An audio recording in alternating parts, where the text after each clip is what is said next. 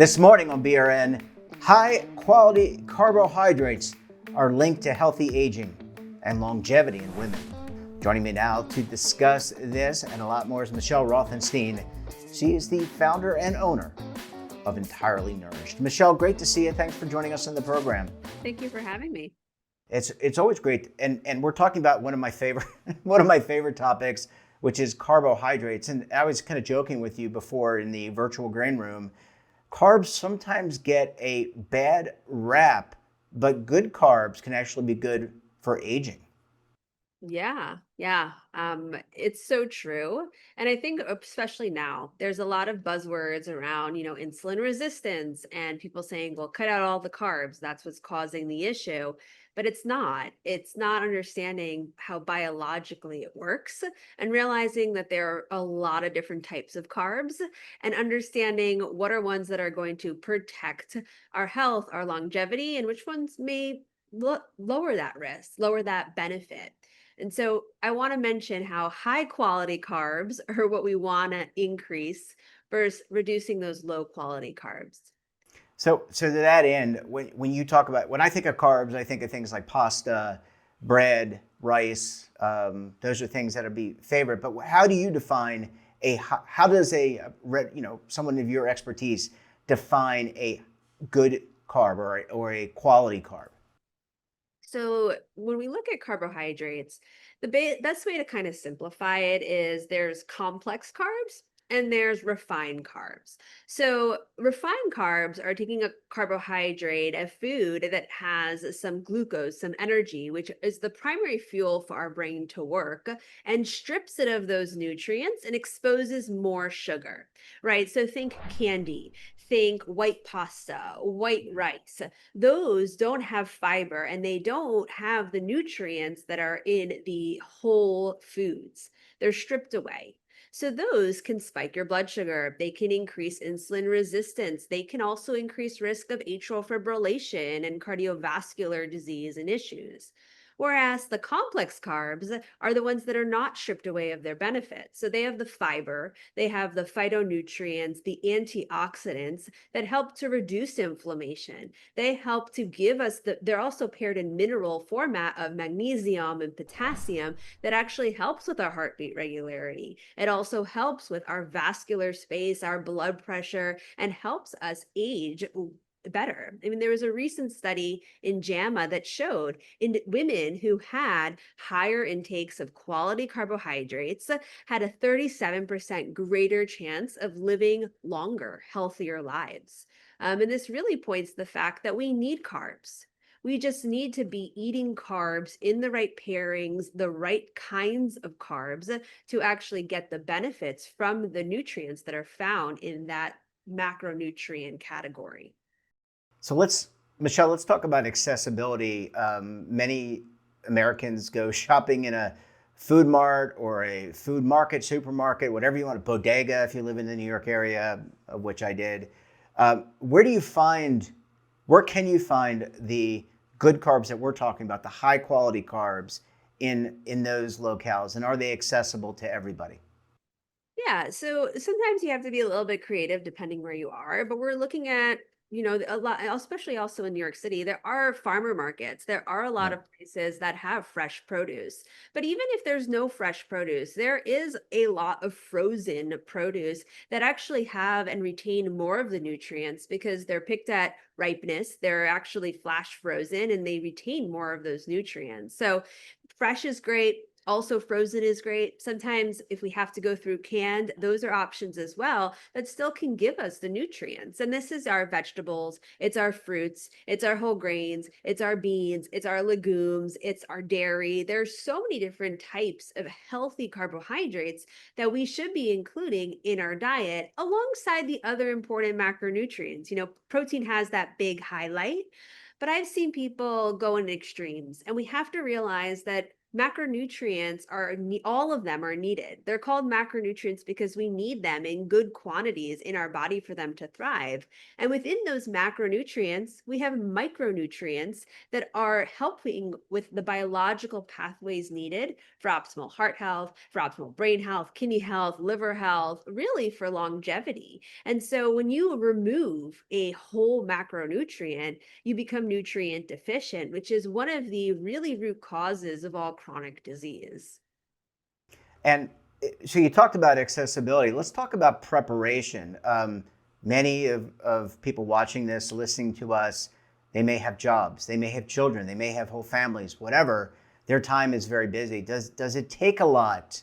You know, the benefit of like going to stopping at a fast food restaurant is it's fast, it's efficient in some ways, not efficient in other ways. But are we talking about a lot of prep time to buy the food and then prep it so that the family can eat it? So we don't want to have kids pounding on the table saying, "Mommy, Daddy, where's dinner?" Right. So, I mean, I think there's this misconception that when we think about meal prep or cooking, that it's going to take 4, 5, 6 hours and no one has that time. I work full time in a busy private practice. I have 4 children and I make a home cooked meal in 15 to 20 minutes every single night.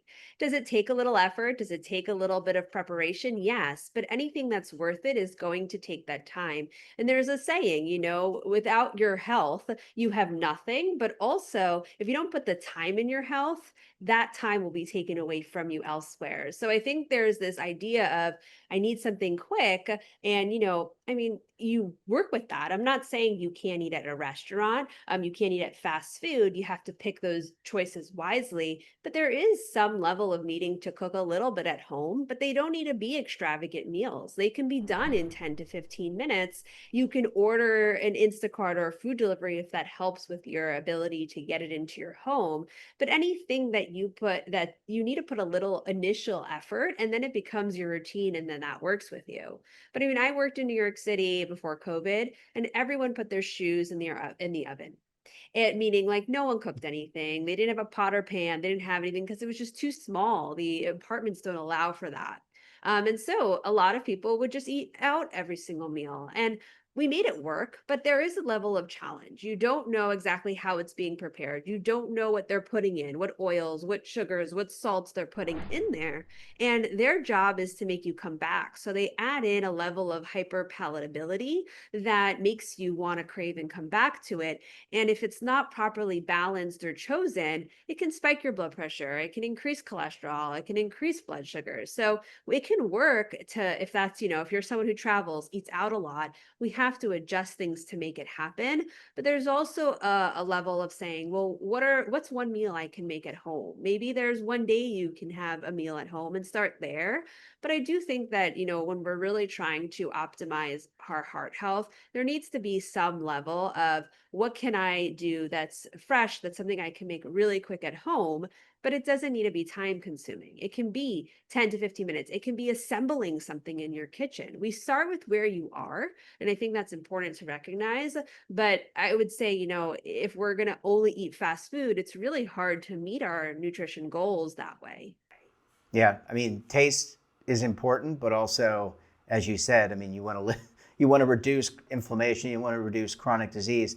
If someone is suffering from some of these diseases we were talking about, high blood pressure, diabetes, or at least pre-diabetes, if eating kind of a higher quality carb as part of a balanced diet, getting all the macronutrients, can you actually reverse the inflammation? Can you actually reverse some of these chronic diseases that we're seeing in a lot of Americans? Yes, you can. And you can even do it when it's already in progress of higher states. And I'll give you examples. As a cardiovascular dietitian, I see people who have a high calcium score. They have a lot of plaque in their arteries. And I've seen it in my own practice, but I've also seen it in research where when you pair this macronutrient, nutrient balanced diet alongside a registered dietitian, we reverse the plaque progression. We reduce it substantially. That's one. We've seen heart failure ejection fractions go from 15. I've seen it go up to 60%. We've seen AFib go into remission with diet, reduction of inflammation.